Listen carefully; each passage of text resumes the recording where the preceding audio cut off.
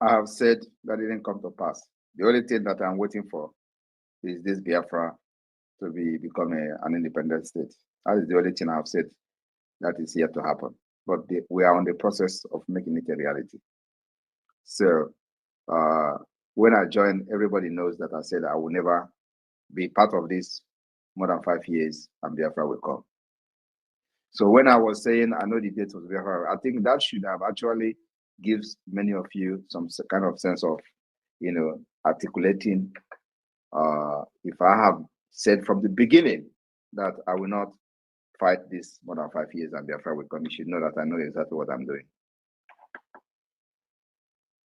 Wow. Wow. Honestly, we give Chukwu Kadama the glory, and you're just the man for the job. The new sheriff in town, and we can't settle for less. We are so happy. God told me, pronounce it, and I will make it a reality. Wow. Oh, Dagu! Mwana papu ke wunam jisike Chukwu gozie gi. Honestly. Thank you, Adande. Please, Mazi Success, just know that if you have you want to interrupt me, just go ahead at any given time. You are always welcome, sir. There's no problem. Just go ahead. I'm listening. Okay, sir. All right, we move. Mazi Onyeka, please grab the mic and let's hear you. Thank you for having me. All protocol duly and humbly observed. More jog. Agaba do. My question is this: today, I was engaged with some poorly informed Biafrans in a conversation regarding the convention, and one of them raised the question that only the international community have the right to declare Biafra. Say you are poorly informed. That our Biafran people have the rights to give mandates to our prime minister to declare Biafra and wait for international community to recognize, countries to recognize. And we don't need much. So I want to be sure that my answer I gave him is correct. After the declaration of Biafra, which the Biafra people have given you the mandate to do so, after the declaration on December 2nd, how many countries we need for recognition before we can be a sovereign state? That is my question, sir. Thank you.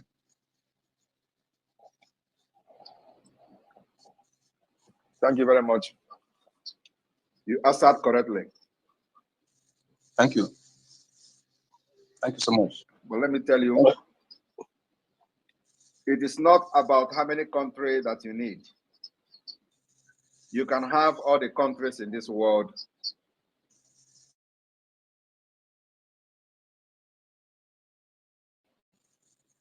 Okay. You can be recognized by 20 countries and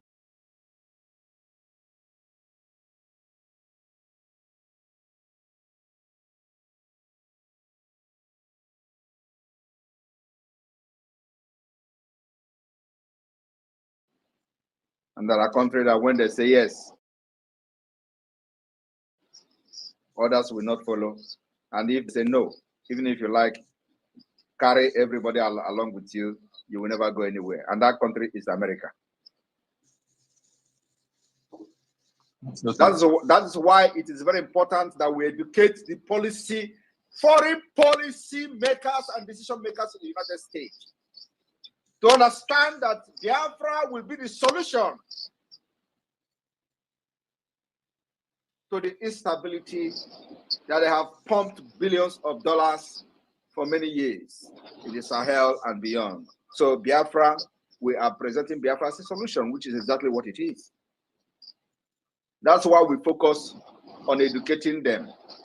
Now, in the past, they will tell you that is nothing to show that you are actually, somebody is making noise. Can you stay muted, please? Please, whose mic is open? Onyeka, mute your mic while you are listening to the PM, please. In the past, all you do is noise, agitating without a structure, agitating without a foundation, agitating, just making noise, political pressure group. So nobody will take you serious.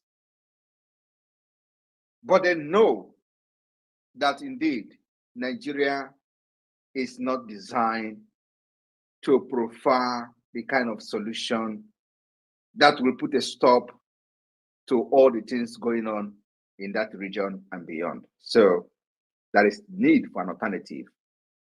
But all the people that are bringing this alternative have not demonstrated the readiness to take that particular responsibility. So that's what we have done differently. So you need America. Once America goes, every other person follows. You will agree with me that during the Biafra civil and genocidal war, we have 4 to 5 country recognition. Did it give us independence? The answer is no. Did it make the United Nations recognize Biafra? The answer is no. But we have 4. And these 4 countries, or 5, are all members of the United Nations. It didn't give us the recognition. But had it been that America recognized Biafra, which they were actually about to, but because there were no foundation. When I mean foundation, I mean the kind of foundation that we have today, representation in the United States. A visible and good representation in the United States like we have it now. It does not exist. It didn't exist then. So there was no representation. But Nigeria is present in the US, so they know whatever that was going on, but Biafra doesn't have privilege to those information. So when America was turning its back on Nigeria, they begin to pressure the Biafra side to embrace peace and give up the fight. So it was actually a scam that Gowon did to Effiong, because Effiong did not know what America was thinking, because there was no representation. Today we have representation and we have voice, and in Washington, D.C. We have voice in the Congress, and that's exactly what we will continue to educate them in the Congress to understand that that particular problem of 1960 has tripled, and there is a need to put a stop to it. Not only for the interest of Biafra, but for the interest of the United States and for the interest of the West, which will be in turn benefit Africa. So it is a win-win for everybody. How will you not abide and agree by that? So my brother, what we are doing in Finland is to generate this legal instrument, legal document. Like if you have been listening from the beginning, I was mentioning some of the international treaties, human rights treaties, United Nations human rights treaties and convention that we are going to ratify and assent in Finland during the convention to be a backbone for this legal document, including the result of the self-referendum, including the declaration document, including the constitution of Biafra people, and many other things that will be adopted. This whole thing will form the legal backbone and the legal document for Biafra government to pursue the recognition from the top, from the United States Congress, United States Department, and we educate them until they understand that Biafra is the only solution. As that is happening, we'll continue the eviction of Nigeria in Biafra land. Nigeria can never survive me. All right, wonderful people, welcome back to this wonderful channel where we'll bring you back-to-back update and information as it is hot. Happy Sunday to you and yours, wherever you are listening to us, to all our listeners all over the world, those in the Biafra land diaspora and the country called Nigeria, welcome back. And I say happy Sunday to you once again. As it be, the Prime Minister of the Biafra Republic government in exile, Mazi Simon Ekpa Nwanjoko, has given reasons why he would not obey Mazi Nnamdi Kanu concerning halting the sit-at-home order.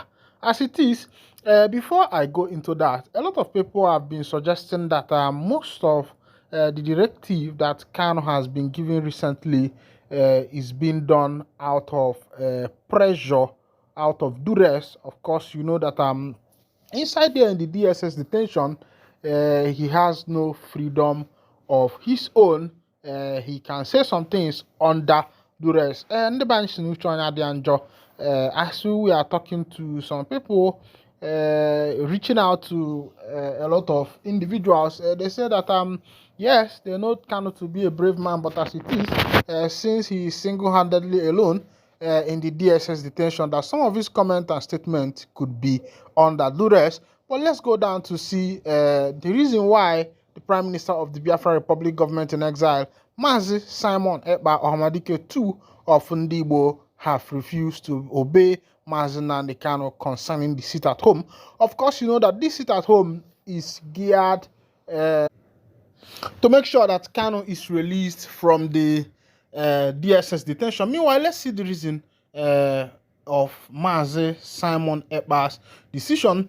I won't obey Nnamdi Kanu's instruction to end sit at home in Southeast, Simon Ekpa vows.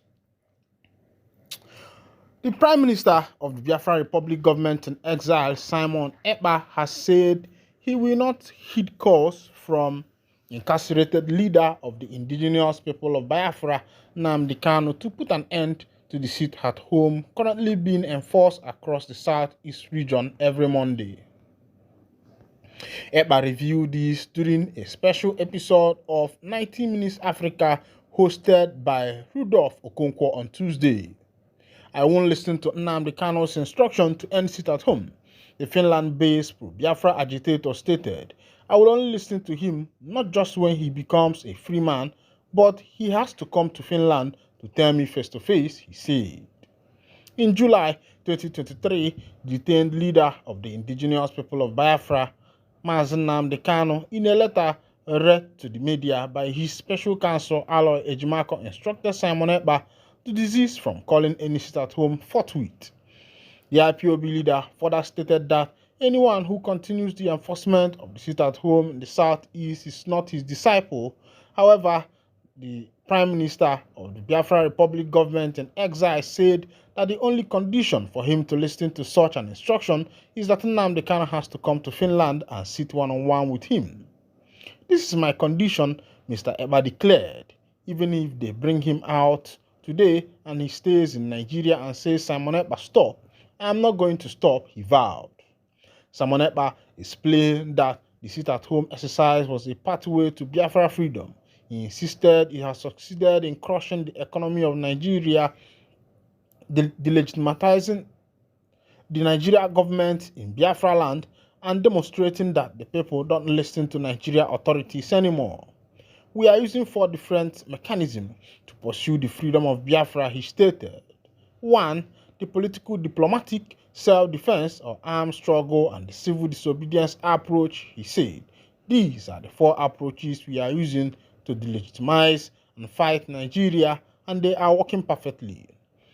Responding to criticism that the sit-at-home is taking a toll on traders, students, and other residents of the region, Simon Ekpa argued that it was a price worth paying to achieve a better future for the people.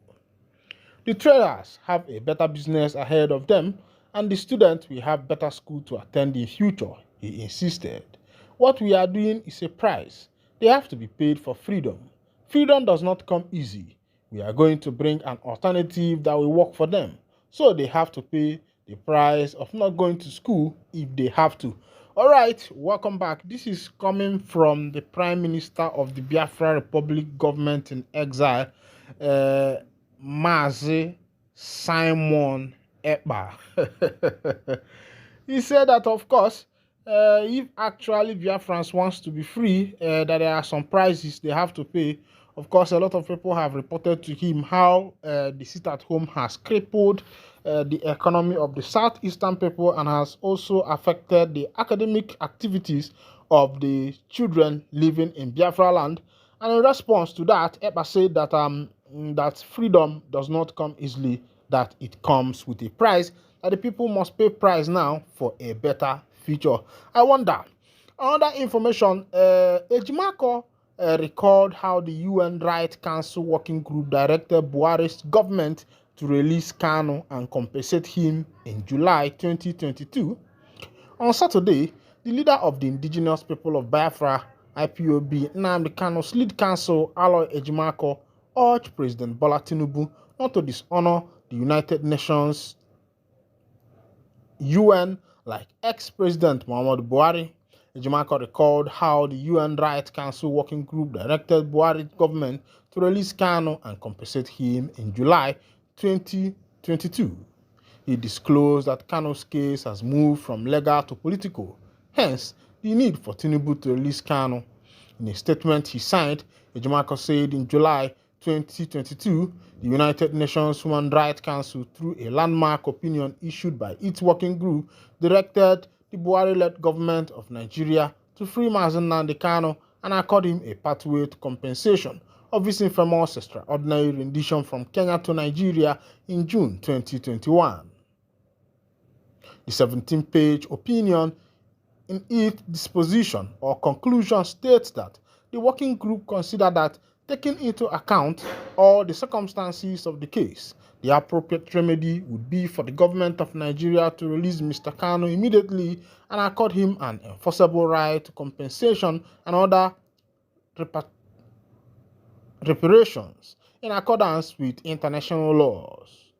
As a background, the working group of the United Nations Human Rights Council, in a quasi-judicial body that has the legal mandate of the United Nations to receive and adjudicate human rights petitions against member nations of the UN. Accordingly, its decision, diplomatically called opinion, are legally binding on all members of nations of United Nations, including Nigeria. In addition to Nigeria being a bona fide member of the United Nations, this very UN decision on Mazen Nnamdi Kanu is primarily predicated on the International Covenant on Civil and Political Rights and the Universal Declaration of Human Rights, by which Nigeria is legally bound by virtue of its ratification by an act of the National Assembly under Section 12 of the Nigerian Constitution. To be sure, ratification is a means by which a nation marks itself